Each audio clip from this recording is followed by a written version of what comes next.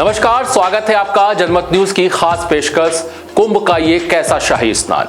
मैं हूं शिवम।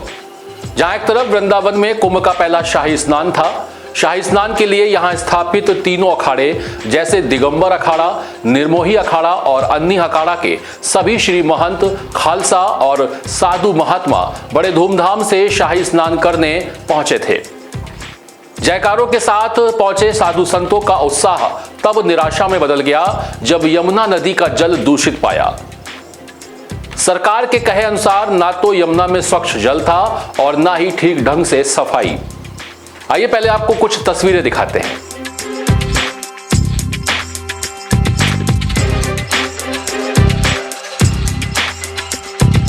ये बोतल में जो जल है वो यमुना मैया का है। आप इस जल से अंदाजा लगा सकते हैं कि इसको अगर आपको आचमन के लिए भी अगर दिया जाए तो शायद आप स्वीकार नहीं करेंगे।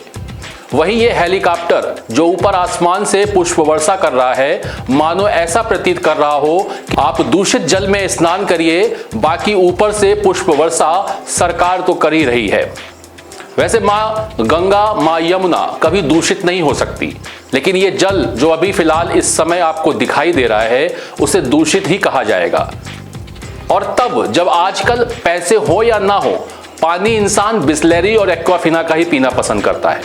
ऐसे में आप ही बताएं, ये साधु संत जो दिन रात ईश्वर की भक्ति में लीन रहते हैं, पूरे सनातन धर्म के लिए पूजनीय और सम्माननीय भी हैं, उनके लिए पुष्प वर्षा जरूरी है या फिर मां यमुना का शुद्ध जल? लेकिन यमुना का जो जल है उस जल को लेकर थोड़ी सी बहुत ज़्यादा अवस्था विकृत हो रही है।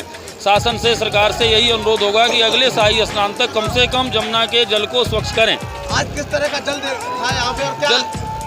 जल की अवस्था बहुत ही दयनीय है। ऐसी अवस्था में जल में स्नान करना शरीर को कष्टकारक हो सकता है, लेकिन हम लोगों की आस्था और श्रद्धा का ऐसा केंद्र है, श्री जमुना महारानी की ऐसी कृपा है कि हम सभी स्नान कर पा रहे हैं। सरकार का कहना था कि स्नान से पहले गंगा जल आएगा, इसमें क्या एक बूंद भी गंगा जल नहीं आया है। आप देख सकते हैं बिल्कुल काला कीचड़ जैसा जल है। इस जल में भी हम सभी स्नान करने के लिए विवश हैं। लेकिन फिर भी दुखी और उदास मन से ही सही, पर साधु संतों ने मां यमुना के जल से पहले अपने ध्वजा को स्नान कराया और फिर जोरदार जयकारे लगाकर डुबकी भी लगाई।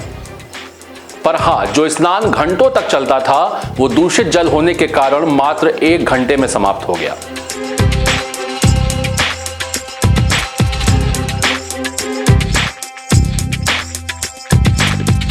और वहीं सभी साधु संतों के साथ तीनों संप्रदाय ने इसके खिलाफ सरकार को चेतावनी देते हुए साफ शब्दों में कहा है कि सरकार ने और व्यवस्थाएं तो ठीक की थी, मगर स्नान के दौरान जो जल यमुना जी में मिला उससे आत्मा बहुत दुखी है, क्योंकि इस यमुना जल में स्नान करना हमारी मजबूरी है, क्योंकि यमुना मैया में हमारी आस्था है, यमुना माँ हमारी माँ है। इसलिए हमने आज पहला स्नान तो कर लिया है, मगर अगले शाही स्नान तक ये जल स्वच्छ नहीं हुआ तो फिर ये सरकार और प्रशासन खुद ही स्नान कर ले, क्योंकि इस दूषित होने के कारण संतों और भक्तों को अनेक बीमारी होने का भी डर है। तीनों वाणी के कहना है, सुनिए, सभी साधु का कहना है कि पानी निर्मल करो और नहीं तो स्नान तुम करो। तो अगली बार जो स्नान होगा उसको लेकर के क्या करेंगे? फिर शुद्ध जल होगा तभी करेंगे। शुद्ध जल होगा तब हम करेंगे स्नान, नहीं तो अपना करें। प्रशासन के यमुना जल के लिए जो तैयारी है वो आधा अधूरा है। जैसे यमुना जी के जल स्वच्छ हो, ये इसके लिए प्रशासन को बिल्कुल हर संभव प्रयास करना चाहिए। तो आपने देखा हमारी खास पेशकश में साधु संतों का दुख।